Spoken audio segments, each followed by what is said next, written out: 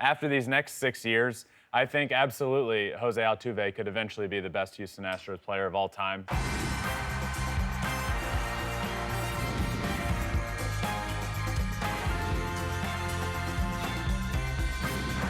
Fly ball onto the track, at the wall, it's gone! Home run! Turns on a ball, deep right field, and gone! What a game, what a moment.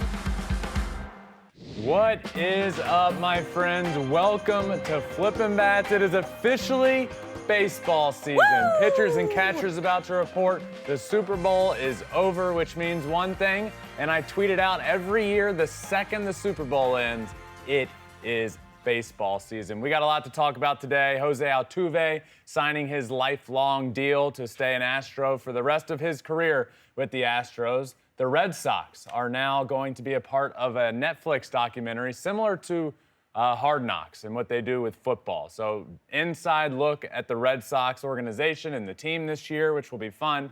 Top 5 trios in the game of baseball offensively. I'm going to rank them 5 through 1. And again, name that swing. We'll put a silhouette in the wall, and we'll see if I can guess the swing. So hopefully you're watching, and if you're just listening, well, try your best to keep following along. So make sure you guys are subscribed wherever you listen to your podcast, Apple, Spotify. You can watch on Spotify as well. You can watch on YouTube, and we're on all social media as well at Flippin Bats Pod for all of them. Alex, happy baseball season.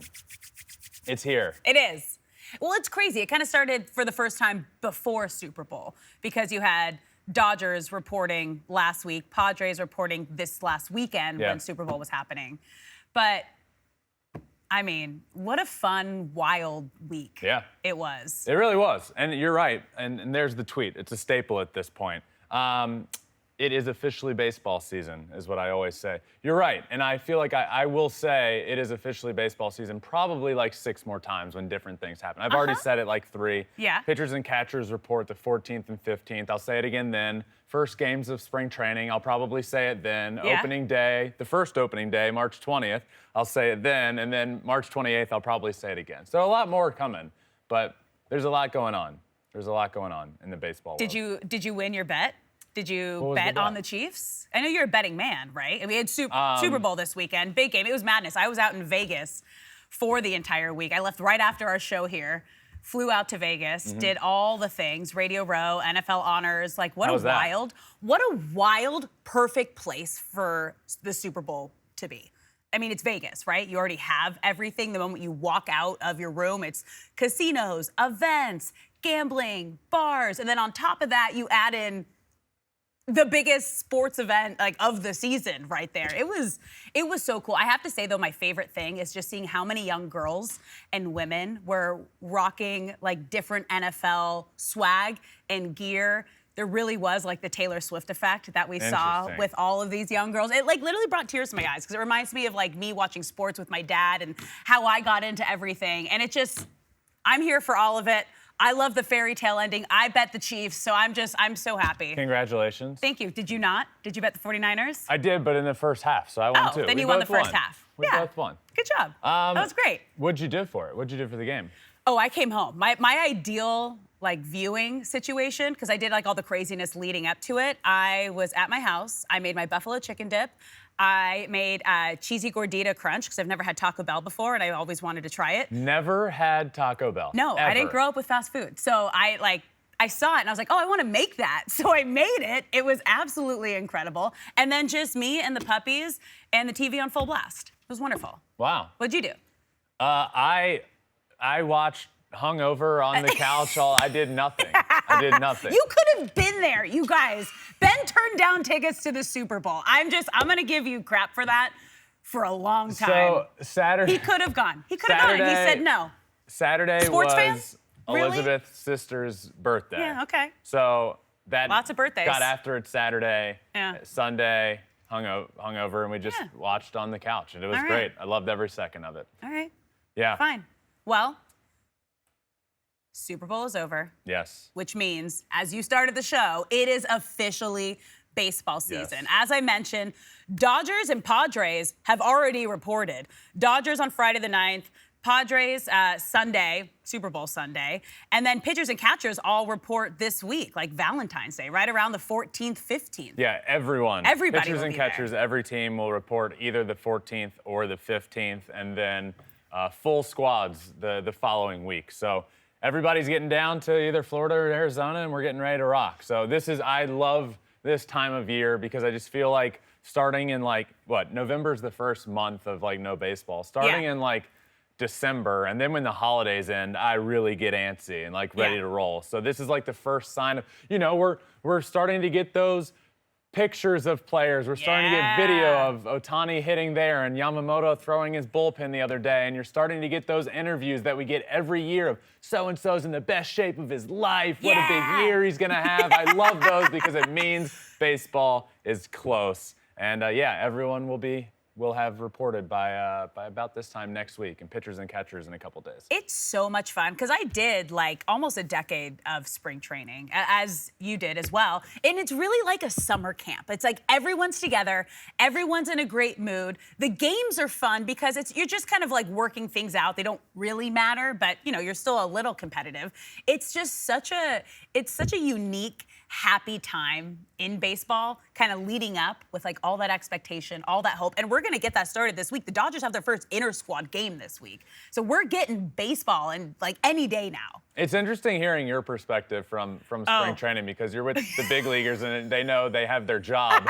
It was not, ho hum, here's just another game. No, I'm playing for my career and my life in spring training. And it is not chill at all. You're worried sick. You're going to walk in the locker room one day with a little sticky note saying, hey, please come see the field coordinator, and you just know you're getting released. That's crazy. Okay, did I trigger you just now? No. But this is crazy. So in spring training, there's these days that we had a bunch of different names for them, but it's essentially cut day. Yeah. And so you wake up super early. We'd have to hit the cafeteria in the morning at 5:30, 6 o'clock, go eat breakfast. Yeah. And some guys will have already gone up to the locker room. So word starts getting around today's a cut day. So good luck to everyone. And then you get in to the locker room, and then you see all these with the Tigers, we would have pink sticky notes posted on if it was on your locker, that meant you were getting cut and you had to go. So everyone and get knew. talked to. It was it was a public. Oh wow, that's ouchy. So Not only it's you're gone, but hey, everybody in the locker room sees you have a pink postie on your note, so and you're it was not true. I didn't get released from spring training. Oh, that's so good. I never had that happen. But yeah, it was wild times. Yeah, spring training is not relaxing. Okay, well. Yeah.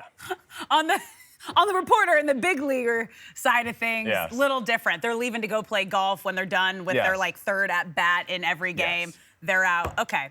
Well, we got some big news this week, which is really exciting. I know you were just absolutely ecstatic, but José Altuve is now an Astro for life, a 5-year, $125 million extension, the most deserved extension we have seen. Congratulations, José Altuve. Yeah, this is awesome, and really nobody deserves it more.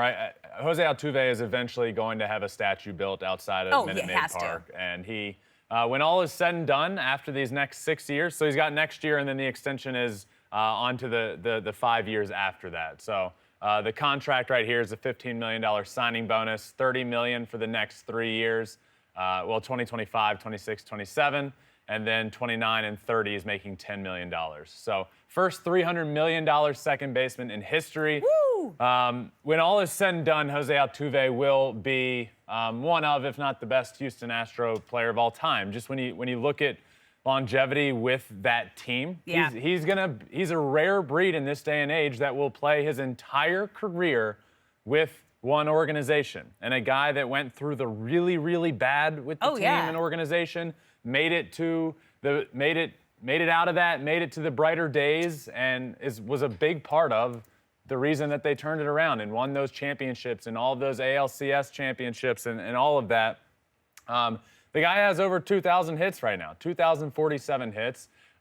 He's up there right now. He's 1 and 2. I would say right now Craig Biggio still be considered the best second baseman in Astros history. But after these next 6 years, I think absolutely José Altuve could eventually be the best Houston Astros player of all time. He's got an AL MVP.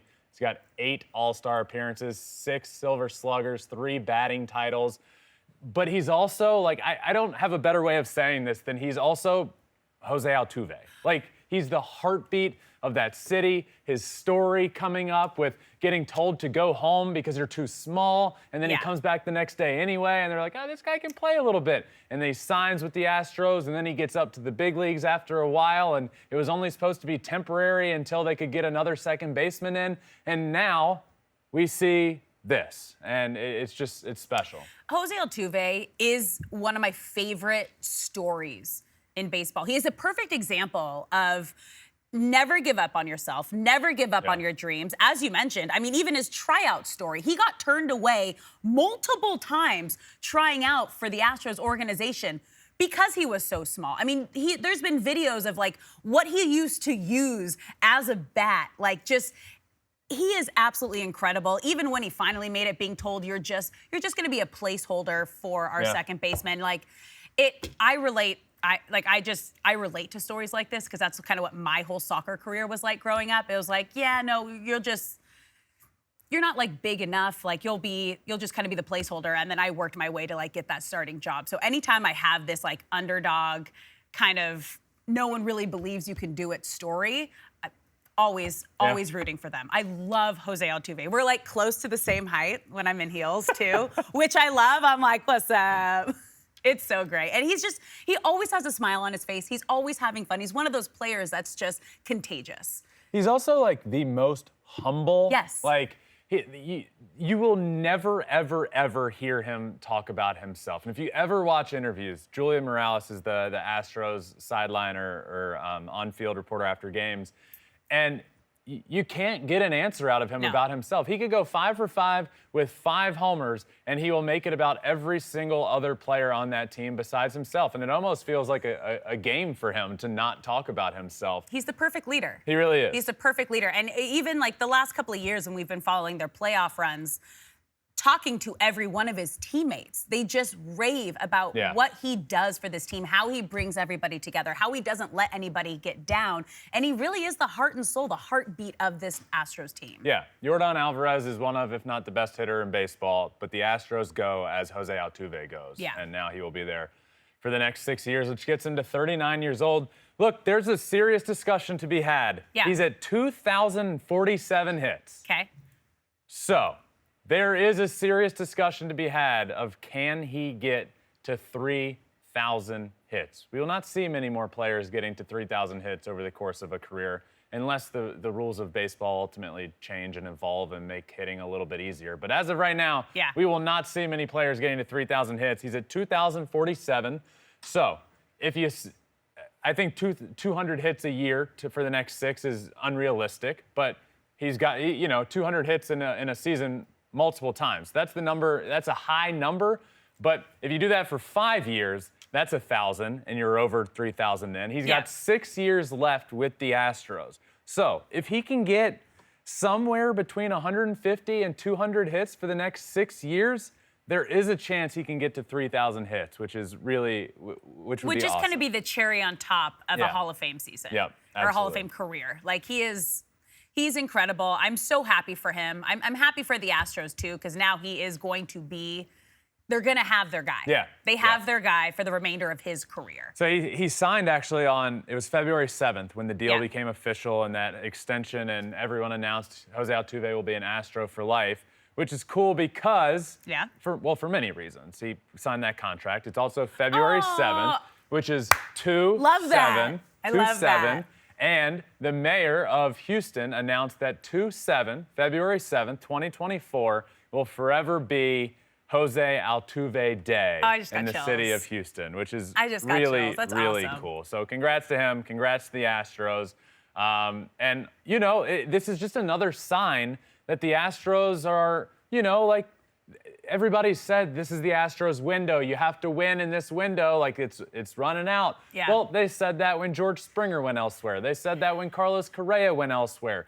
Now you still have a core group of guys together, and it just feels like if you can keep that core group of guys and keep building around them in different ways, then you're going to be able to be successful. And Jim Crane came out the other day after the Altuve signing and said as long as he is owner of the Houston Astros, he said, while I'm here, the window will always be open. I love that. Which is something you just love to hear as a fan base of an organization that has an owner that wants to win. Yeah, he's going to pay players to make sure that they're in the position to have a chance to win every season, which is a lot more than a lot of the owners that we've seen around Major League Baseball. Yes.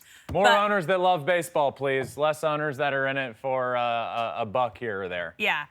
Well, we've got some more kind of fun, exciting behind-the-scene news that was announced this week. We're getting a baseball version of Hard Knocks, a docuseries, and it's going to be on the Red Sox this season. Now, I'm really excited that we're finally getting a series like this in baseball because it really allows fans to have a personal connection to the game, and I feel like it grows the fan base just in a way that you couldn't do from just watching the game in social media. However, why Boston? Well, they didn't do much. They don't have the star players that a lot of these other franchises and teams do. Why Boston? Well, one, the why Boston answer to me seems easy. Okay. Over, like, look, why Boston? It's the Boston Red Sox. It's quite the organization. It's quite the history. It's a really cool place for this to start. And honestly, the story I was just telling you about the pink sticky notes on lockers, like, I'm really excited for this because fans will see things that happen during a baseball season that you never know. And you get that in with Hard Knocks, you get that in football. So you're going to get an inside look of what playing a 162-game season is like. It is craziness, and I'm really, really excited for the game of baseball to now have this. I think it's really going to grow the game. Why the Red Sox? Well, I think there's probably a Theo connection there. Theo Epstein was doing a lot with Major League Baseball and the Red Sox organization. I think he probably helped that happen. Look, the thing that confuses me is the public is the last to know this, right? Once it goes public, then everybody knows.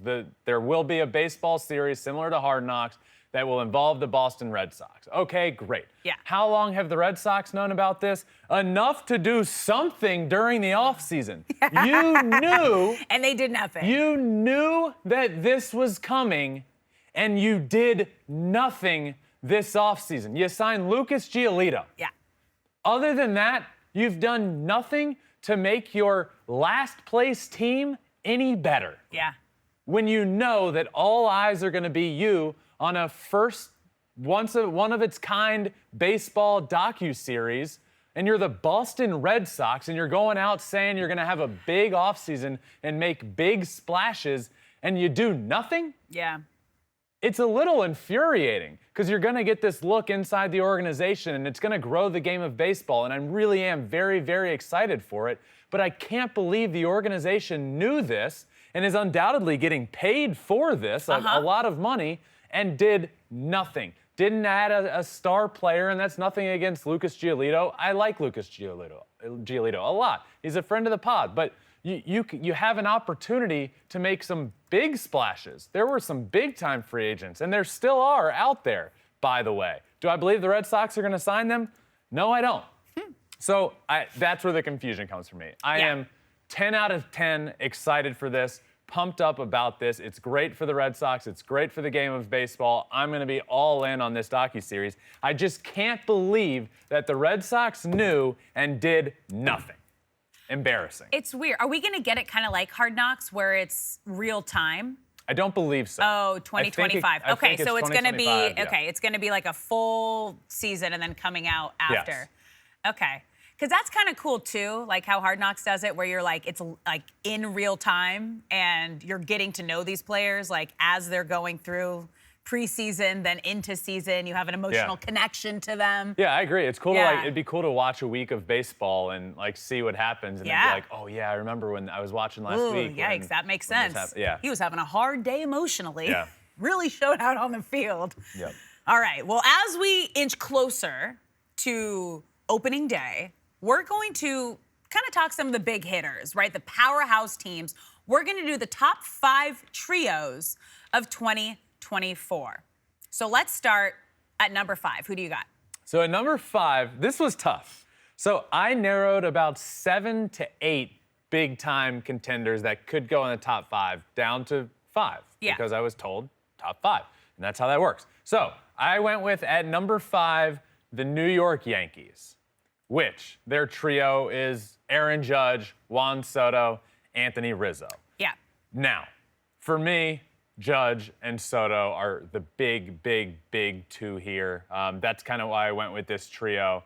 Their combined stats for 2023 was 264 with 84 home runs and 225 RBIs. That's going to go way up this year. Aaron Judge had a bit of a down year, especially after that injury. Just wasn't really himself. Juan Soto, for whatever reason, couldn't really hit at Petco Park, was a 300 hitter on the road. Now he gets to hit in Yankee Stadium. Anthony Rizzo, the beginning of the year, got that concussion. You remember that? He got that concussion that went undiagnosed, and the team kept him playing, and he was off. That was and weird. his season was basically, it was so weird. So they're all going to have collectively better years this year, and that's why I have the Yankees at number 5.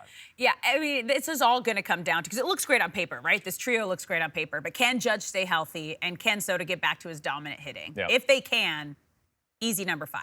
Who do you have at number 4? At number 4, I'm going with the Phillies. Now, for those that saw the top 50 players countdown for 2024, Yep. I had Trey Turner. I believe he was at number 6. So I have a big year coming for Trey Turner. I think it's going to be a huge bounce back year. I think he's going to be MVP conversation this year. So you have Trey Turner, you have Bryce Harper, and you have Nick Castellanos, who had a good year last year, 29 bombs, really good second half, good in the playoffs. So they combined to hit 275 last year with 76 homers. Again, same with the Yankees here. Yeah. Bryce Harper wasn't playing a lot of the year. Yeah. So the power numbers aren't there for him. Bryce Harper could hit 50 homers himself. Trey Turner, we all know, really struggled in the first half of the year last year. Really turned it around, was a 290 hitter in the second half. I think we see a full, great season from Trey Turner. MVP conversations for him and Bryce Harper. Yeah. Nick Castellanos continues to hit 270, 280 with 30 homers. You'll take that out of him. I have the Phillies at number 4. I like those guys a lot. Yeah, it should be an exciting season, having a whole season, full season now with Harper and Turner, who are not only great friends off the field, but work really well together on the field. Yep. And now we're seeing Harper at first base, right? Yeah. He's making the full transition to first base. So it should be fun and exciting. Okay, moving on to number 3. Who do you have? At number 3, I'm going with the Houston Astros. José Altuve, Yordan Alvarez, Kyle Tucker. Those names just speak for themselves. Yordan Alvarez, arguably the best hitter in the game of baseball. He's in that top 3 conversation, in my opinion.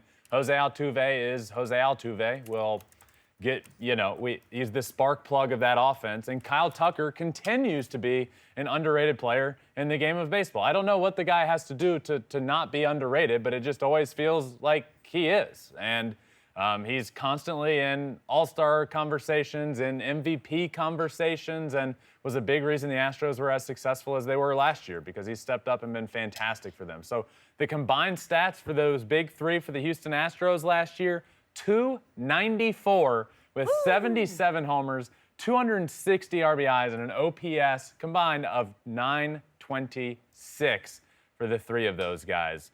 No-brainer top 3 for me, Houston Astros.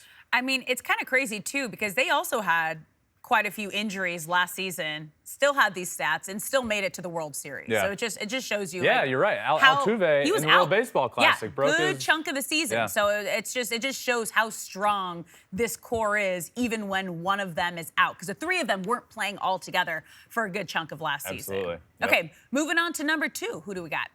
So I said Astros, I believe, are a clear top 3. I believe there's a very clear top 2. Yes, there At are. number 2, I'm going with the Atlanta Braves. Ronald Acuña Jr., Matt Olson, Austin Riley. Love these guys. Ronald Acuña Jr. is the reigning NL MVP, potentially going to go back-to-back this year. The guy might steal 80 bases this year. He's unbelievable. 40-40 club after last year, 40-70 club, created his own club. The combined stats for that Braves trio, 301 average, 132 home runs, and 342 RBIs with an OPS of 955. Ronald Acuña Jr., right now, the best offensive player in the game of baseball. Matt Olson, arguably the biggest feared power bat in the game of baseball. And Austin Riley continues to every single year get better and better and better, both defensively and offensively. He's becoming one of the best third basemen in the game of baseball. Acuña, Olson, Riley at number 2. And the reason I think they're also going to be extra dangerous this year is they have unfinished business, you guys. They were knocked out once again once they got to the postseason as the best regular season team for a good chunk of the season. So when you have that kind of talent with that chip on their shoulder and needing to have that redemption, I think that's also going to go for our number 1 team here, if you want to lead us through. Yes, number 1, no-brainer here in my opinion, the Los Angeles Dodgers. Shohei Ohtani, Mookie Betts, Freddie, Freeman. That is ridiculous to even say out loud. It is unbelievable. Mookie, Freddie, Ohtani, MVP, MVP, MVP, all in the same lineup. It is remarkable. Combined stats last year for this 315 average, 112 homers, 304 RBIs, and an OPS over 1,000, 1.006 OPS. The only trio to all 3 players hitting over 300 and an OPS over 950.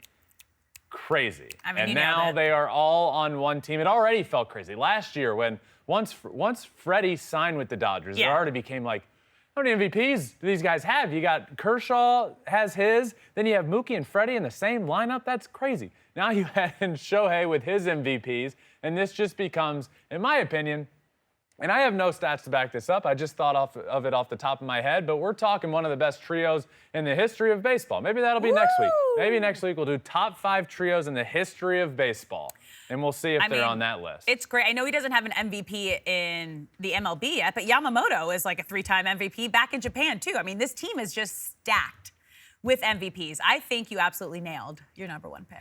Have you seen did you see the video of Yamamoto throwing his first bullpen for the Dodgers in spring training?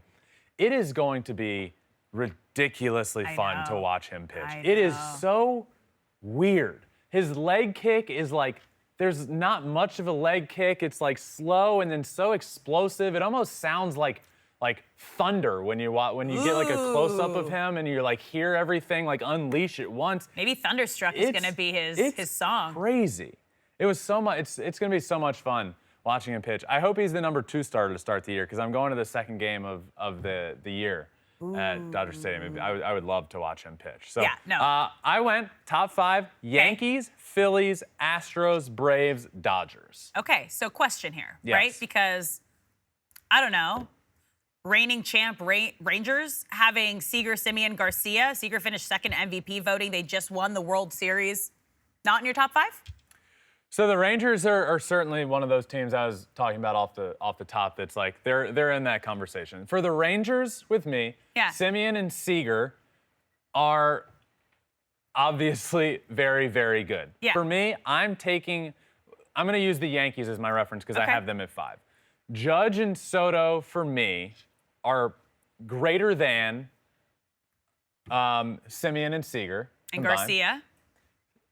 Garcia over Rizzo, but I think Judge and Soto combined make up that gap, and that's why I have the Yankees here. Adolis Garcia, yes, I would rather him as the 3 over Anthony Rizzo, but Semien and Seager, no, I'll take Aaron Judge and Juan Soto any day. That's why I have them here. Rangers would probably be in that 6 or 7 spot for sure. Okay, what about the Padres? Because, I mean, Machado, Tatis, Bogarts, I mean, they also have, like, a pretty dominant trio. Yeah, that's another tough one. Definitely a good trio. Machado, Tatis, Bogarts. Bogarts, I think, look, a little bit of a down year for him last year. I do think he bounces back. The theme that you'll hear me say over and over with every team that you would and could and should throw at me in this conversation is that I will take Judge and Soto over the top 2 of anybody else.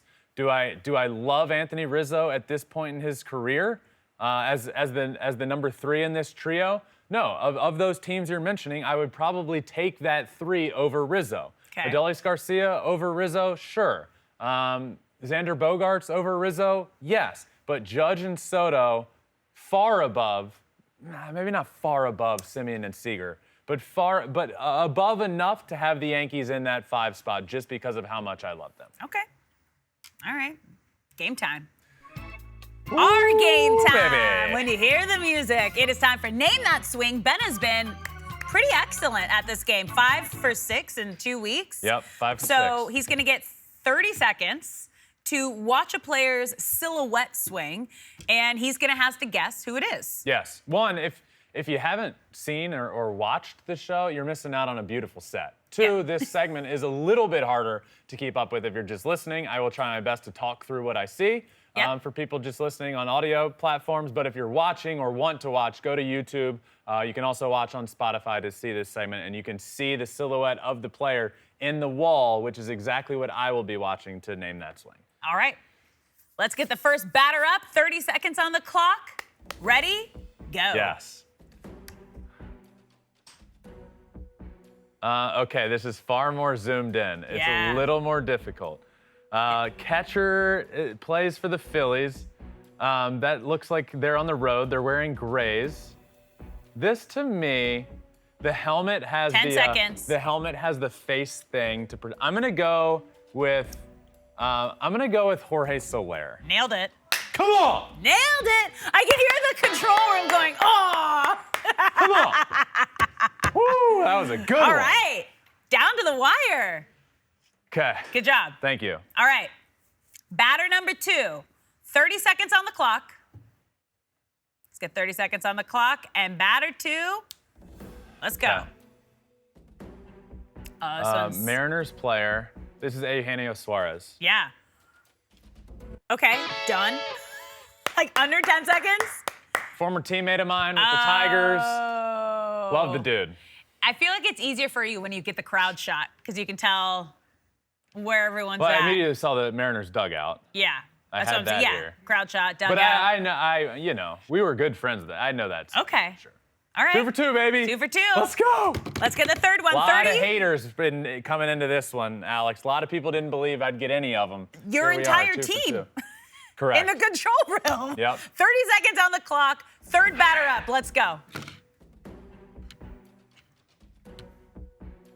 Okay, they're playing at Wrigley Field.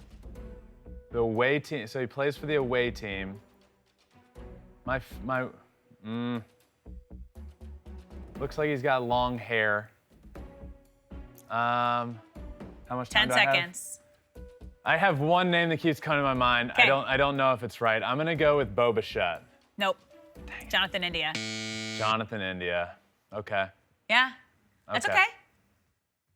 You did good. Nobody. 2 for 3. Where's all the red in the stands? Come on, Reds fans, show up and wear some Reds gear in the stands. There's one there, but you can't see his shirt. I was There's looking like, hard for some opposing team Yeah, gear. none. Got nothing. None, and you didn't get the dugout either. No. Not bad though. Not Nothing. bad.